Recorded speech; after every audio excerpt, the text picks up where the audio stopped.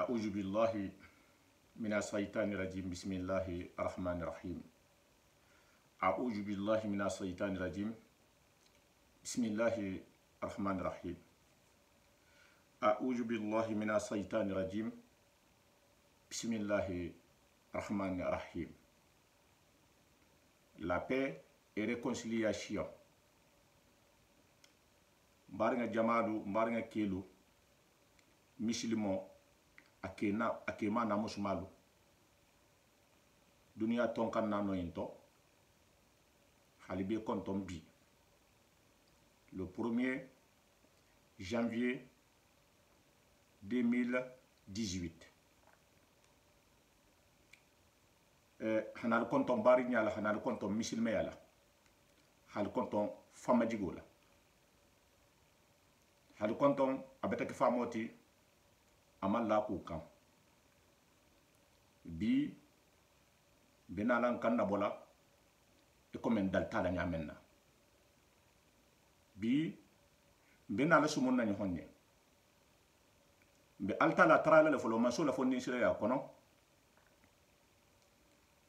kumo kuma na be bola jam dato jam parce que kumo hagole man sonia fo almensa ke kumati mense jama munafam mense mbaringa munafam mense jahanga ndema kumo kuma ni sental lemu alamala sobolanna wato yin konala bari njisho be kasiri mbe hammeri mbe yilandi hanal konton ali ngana sumu nfasu banyi na koto jahanga ya bunga na koto jahanga ya lasilo la sabatata jamenna hanja hanga ya mfunfunta dula be kono no wodumo tubati hanasumo comme kume jomutan rimer mbe duwala fo alamensa ke rimer leti fo alamensa ke akana fonde bari mbe dula shama magusila kuma mansonia kuma fusi nabe fola jam abe tilindi mo hollela merbe lorin tuba bi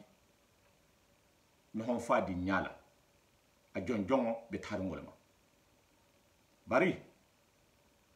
nche lo hafuna kumo en kono na alifa balu na keba kendolu tuba wala kumante entide mbe kumala fondinke leyen fondinke du nteli menbe perturbation ke kan na satela na kumoy be adresser ni wodela parce que janni hata fa san kabata kuma amando bodoto wala hakem konna alifalu tantato parce que ke ba kendo le molti wala mo alifa kendo leti be duwali en sima yala be duwali en jate kende yala be duwali en fo manso la fondi sira se lon befe nganna sate mangami nga récupérer hananari haja hango be konto hananari hakuma haja hango be la responsabilité di burula nte bo wole kela sembe kutantenna parce que nin fero be nyambi nin sembo be nabi men je mutarin tuba wallahi bil qur'an amet hate hagole parce que ni himira mohol betuluna tuban golle to tubante ko tubante parce que tuba ba nyamale tuba dingel le mafalinta tuba ma mafali tuba ba nyama o tuba dingo men mafalinta men haja hanga ya bula haja hanga ya lasilo tuje men ala kumala nyohon nyewo ko do le kan hafo kumen de mutarim biten mbe kumala nyebe torodi ki ko me ku to lemu ni na da moto kabrin tuma do mansile ata tuba girin boyum bulata hana bula bila de dun na sansa bolo kono ni manyina wo kono mbaringal mun tambita parce que ni hibo alabulu hibo baringal bulu hibo futu ñoxol bulu hibo sig ñoxol bulu hi fandun sentane bulu mbaringal ni sentane ko le be la sate fana ni altala bal nyagala ni altala bal nyagala ni nkusiata même man kankela nyaga mo holle sabo ko fi ha alla sate maîtriser nyaga mo hol mun sena wo fana compléter tukum men be sate to be side ko tungande parce que ni mo be nana nale be nana kala tenne ni nyaga mo holo ta alla sate nyalu to be se silan kumala ni be te silate kumala nyaga mo ho in le se sate mutabuton ha nyaga al se tu nyaga wol kono fanni al bal nyagari mohamed courage soto men se kuma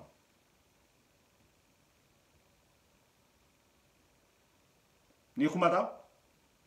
e ben konto nakumo asta mo holle kan isi fanjato na hatra ibe vise la direct nakumo kono la parce que c'est name ibe jannale ibe sannale ibe dugule nta ho ko tale ngalan koma afo mbe jannale man so men ngasanga da hadugoda wo be sede yar nte sondo meto koma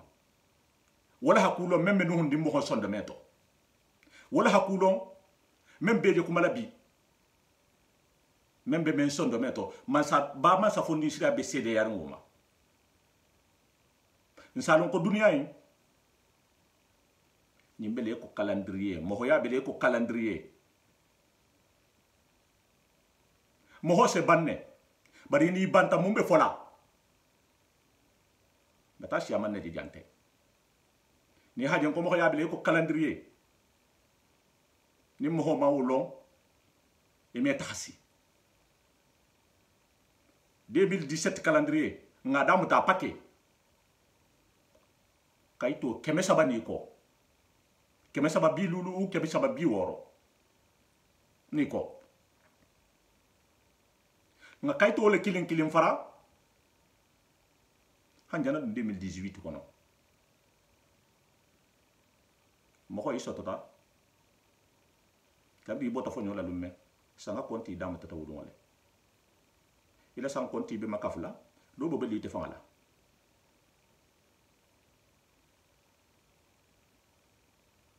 ni holo ha foite leru o leri miniti o miniti sogonu o sogonu sango sang dole jibol itela medi benala imi atobe ngodi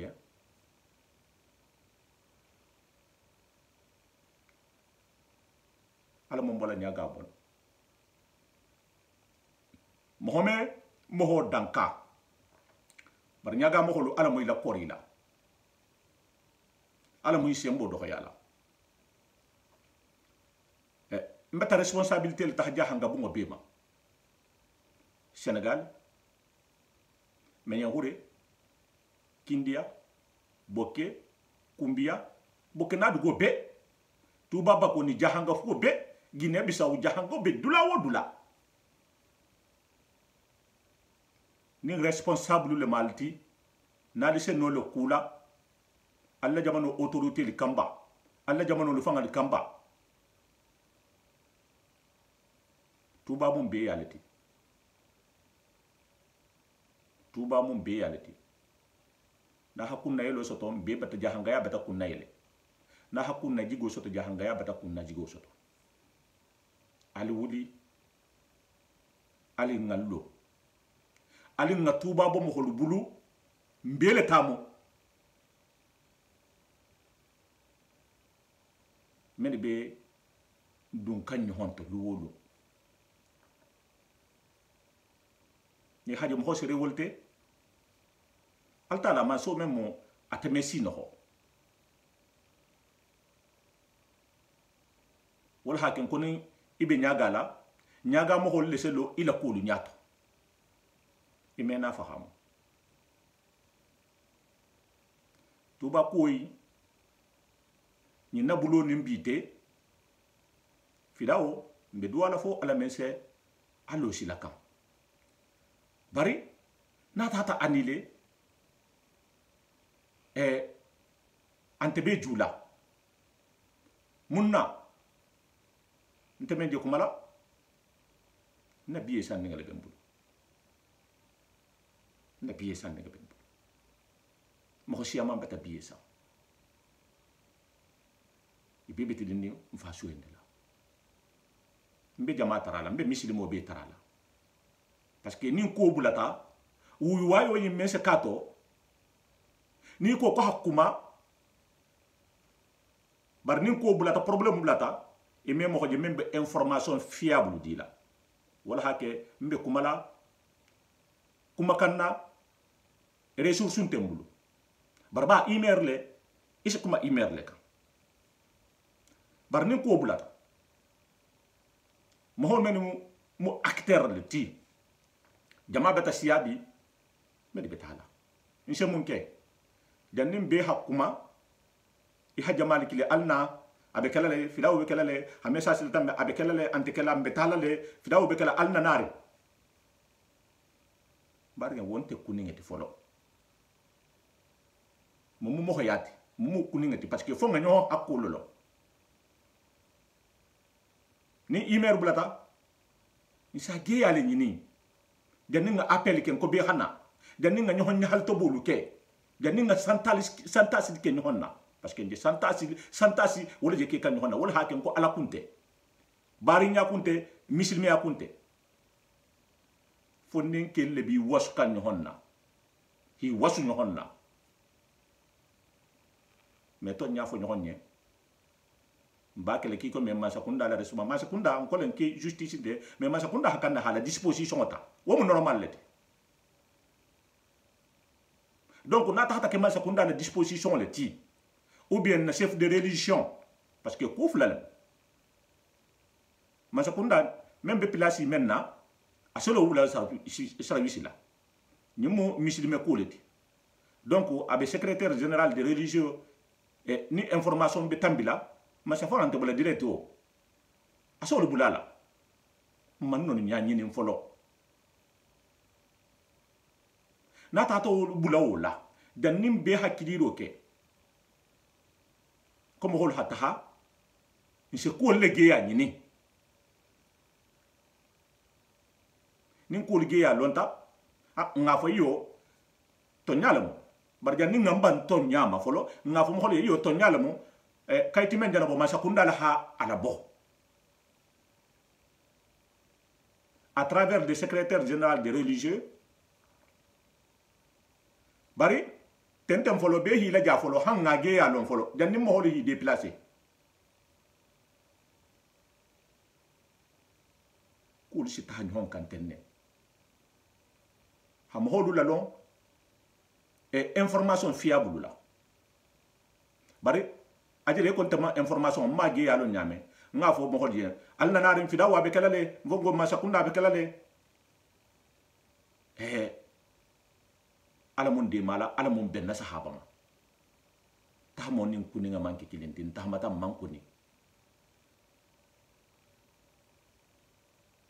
fenga hatare bulu anim fe soton te kilinti fembe bulu man fe soto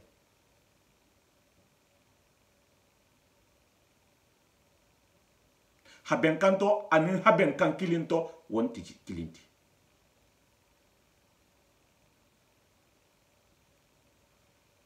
haben kan kilinto jama be tale moti haben kanto privé le moti ali nga ben kan kilinto ali nga nyohon faham ali mbatan na sate mo holu nyaga sate nga di mo hon meniye sate nga mo hon men kan albati nyaga albati balsi no baliala ngay nefo fem fen ni betuba koy acteur la billahi wal qur'ani mbatan kalima so la maso men nganda ta de ben fahla alta la ko le koni hamen ka ta la ta sidi nyawma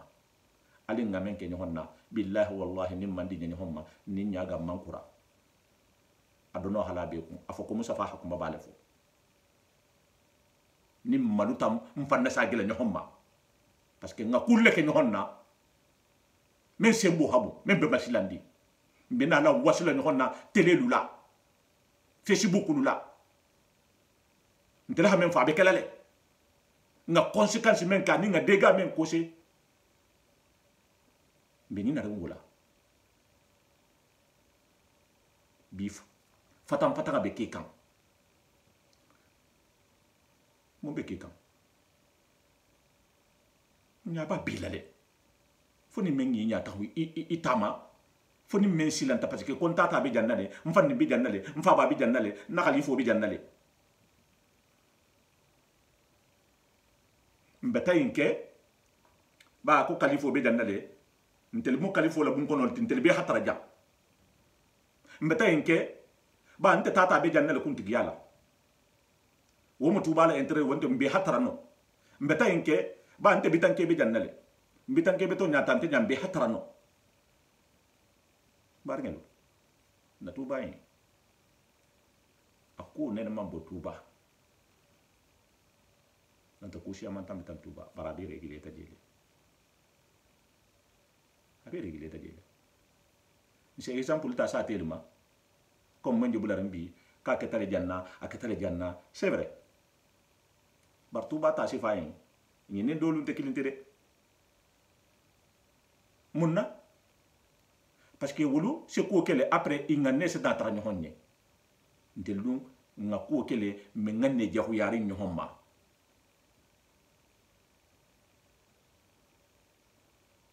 ku fushi nala hake nali ngane be nyonne wo se banne ku fushi nala hake nali bebe to nyin ngalla ali ngane be jahu yari nyomma ko fo do sagwa hamata doma billahi wallahi al ni sen tan le be nyonna ni sen tan le nyonna mohom bikana kumo malanfe ali nga to nyafo alako meni be e kulu nyake kan i hi fanje kumoto ni ala atulu kunna die dima ani sondo menima i hama fali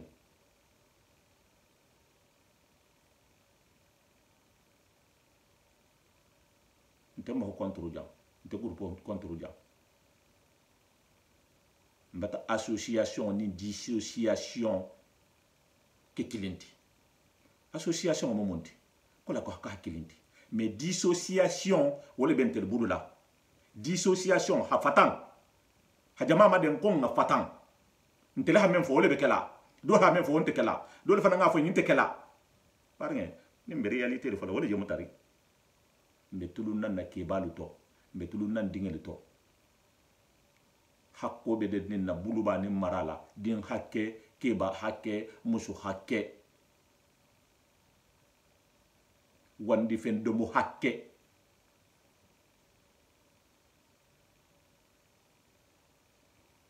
me kulu fahamu ali me di nyanyo homma ali me pardon demande ni homma mun nganna kulu bo tuba sanjalu jenti kunte kebalu gudu wala haken ko kebal tantatu sanjalu jenti jahangaya ibitanga nena man korima musiken do nena man kora kema sigi no ken do nena man kora kema habilo nena man kora habilo ma mon kata ngena la wala ka tuba ko yin bulala nga ani mbite janna be girim bo fanga bulala bitangalu hakata e manyade sigi no hol hakata habilo la hakata bunko no la hakata ni sigi no hol hakata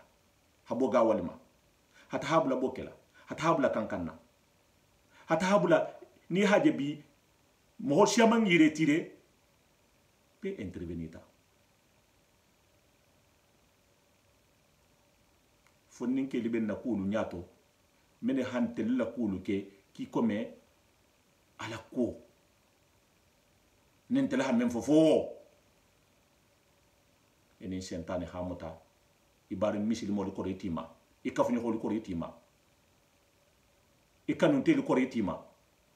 mo bulu abate fonnin kelu fuito benta mo horse wuli men so to tinya njo resultat do le bulu donc hafon bari ngel le ndoro fen ni se kuno ni be lagine le kono fen ni se kuno ni be jamana kutale kan ni ja hangole muti alinga be alinga kuma na ja hanga ya yimma alinga kuma tuba ko yimma alin kanafo menje kulu nyake kante harim mi la saha nga wuli kulu sebe nyame mo kendo ha wuli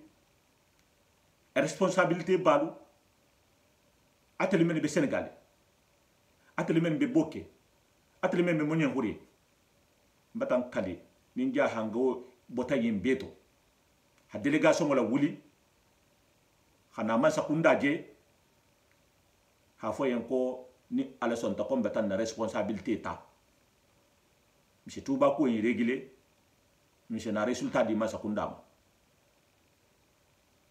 parce que iko ko ni hila wul fatinga fa do ta siki ni hi bayla ki bale ya maruma mo hokuta si ya mari mais il a qui va valer hasiamenti njole bulula mo hol bi sago ke lan tole butu na point faible mata itam holula ko benga ko na alfa le multino bi felen dingalum bi makara nyala munna jahanga ya lasido fanga bi tel malo wala hamen lombi hanyo ha kiba nano ke hamho dato soko ke ou bien ha nindo kumata o nyanya menna no kumata atala bunkono ma fanga la ou bien atala groupe ma fanga la ouais ha manson bien là yo c'est comme ça oui c'est vrai Allahu akbar alamon pola sentan bulu alamon de mala alamon tuba la face lalu wobe kieto wobe musuto alamon ide mala membe tuba la face la tuba paye ngay nafo kabrin xaw batan kale ala la manso men nganda ta de ben fakhala tuba groupe me tuba mara na be men na projet kono ab kanda tege ha bade groupe me tuba mara groupe nena man tuba mara tuba ni alifa kendo wal hay sambale bari nyaka misilime yaka hinnoka daloka bi mbe mo hol kirin jaketi mbe mo hol kirin konti ise fa hakili mal je dobe janna me ñon ko to mama kumala ise bun kono kilinga je dobe janna me ñon do yala abali en konna korosi lal munti be tahalan sigila tilelu la mbe godoli sommulu fola baro men ketan bo inventé là c'est vrai monsieur ne kabila haw baro hanine partout ba sambo loje ha sawa siman ke luluoti silo sa ne ko ki metu bangolu nyasuma aussi zéro donc mo ha kaifan inventé là il a saté nyasuma le la sate a nyasuma a tobendula ne hi karoma walu wala yo wosekele bare ngay neke ngabungo lole ngay nkele mo hol be kaskam sate be ni be toroli ite ke wo mandila ite muso wo mandila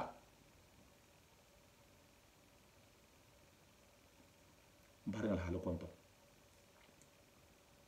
a falien namiro to tumado nimbe kala rimerte aman fondé mais jusqu'à preuve contraire ntebe kumala le folo qui comme rimer be doit la fa la mensa tout le temps ha fombe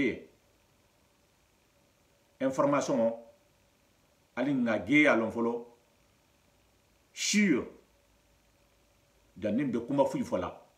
nin kara nalle bato nin lon nalle bato nin kunya ni nalle bato nin misilimo le bato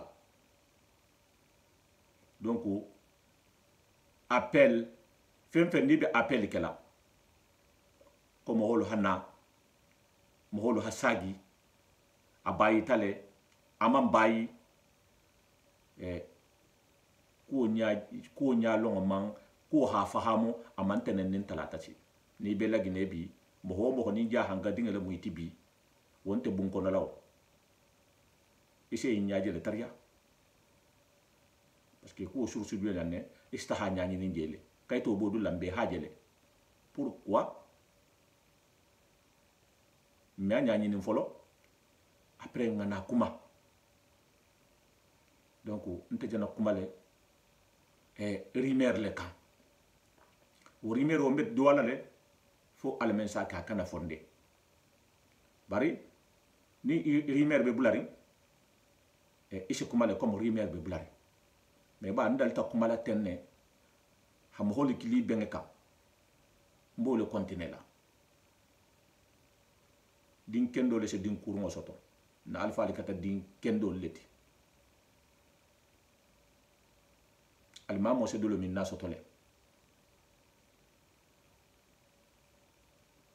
donc nim beta sija sa fon barngel beye ali nga kul la ta hakilo la ni sa fo acteur beye ali nga bonyo honni halto bolula ali nga bonyo honni halto bola ali nga bonyo hon do yala faso yi nyamon be tale tinte so le fo imi alon ko fulo men sotota tuba ou bien soso men sotota tuba e ha fo kibe nambar kula sila wala har men man soto de fa men be bar la tuba parce que ente mo wadi nyen tuba bi men be bide di gaga lula baga ga kan tuba ngolu ma bi balula aman soto de wo hadi nyen bi men sotota tuba bar so ku ni sawyelo ate baron to fuite ko ha tuba ngol ni toro wala hadin te en tuba soto dingati yo donc ben sigilambe ku beli nyasi fala tilila na bunko no sigi nyaadu na habi lo sigi nyaadu mo hol sen beje no ko jahango e mante fatambolo bo be nyasi fala jalna mo fongoti jalna mo julati jalna mo fongoti do ni haji ni leta mo tubati ni ado ni hanje ni nebeten on est où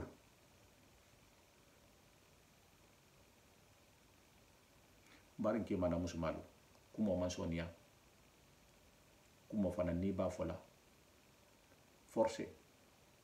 fo mo hi fantrato forcé fi tata do ha fantrato forcé fi kafni ko do tata ha tantrato forcé fi bitanga do ha fantrato amanna wuli tala kuma amanna wuli ba ham hotinya mais ala wuli tamma ko ha conscience de la wuli hayta mo hodula hafo kon fasu kendoni mbele ya mujeti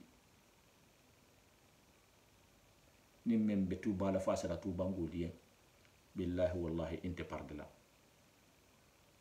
inte marula mo no ni betu bala fasala nja fola le clair e betu bala fasala ko guru la hasembo soto e betu bala fasala kila bonkono la hasembo soto e betu bala fasala kila habilo hasembo soto mbatan kale ala la manso men ganda bili huro ani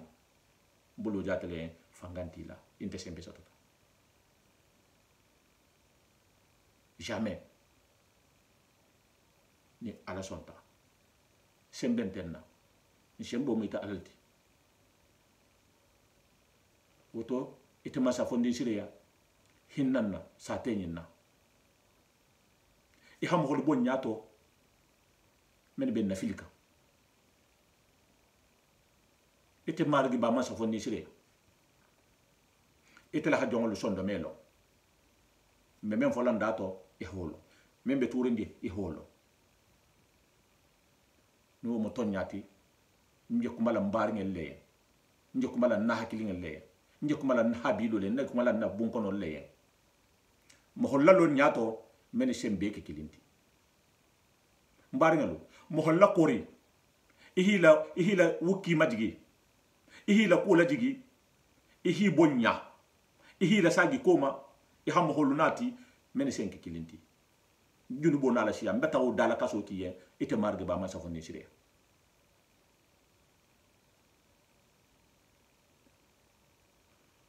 alamun kisila alamun natangala alamun kisila ma kurun woni masibo ma alamun kisila barin jahoma alamun kisila barin jahoma alamun kisila sigi jahoma jahoma barngalo alin kana preteste fuyine problème fuye tuba polo manati pierre manati tuba dingel lam donc ngana esquisse fusinyene ali ngallo ñoxon fe ali ngambulo du ñoxon bulu ali nga ke kilinti ben hadi fusiye ma fo membe groupe la fasala ngolo membe tuba la fasala na ko mo be adresse la tele la tuba kanu telo jama be konto alin se doa ngane doa bargane doa ni mbakela tuba ni tuba dinge bele arin kana ñohon danka amam ben temade woto ni sita jam kumo bata janya ni son do mele kasta ni son do mebe sunuri ntel hatu ba kunu jele ndoko do bi jam bi anin dinga do wolu mate bari ntel hakam mun kala na alfa al hakulu transmettre ni hombulu nyame bu nyani nguli ya buloma bintel dinga le be kenyere aman di jonye na tuba intram bengani harmonie membeje na alfa la silo mo hol bati lo kontelula ndingal ni mamarngel ko onto jela c'est grave très très grave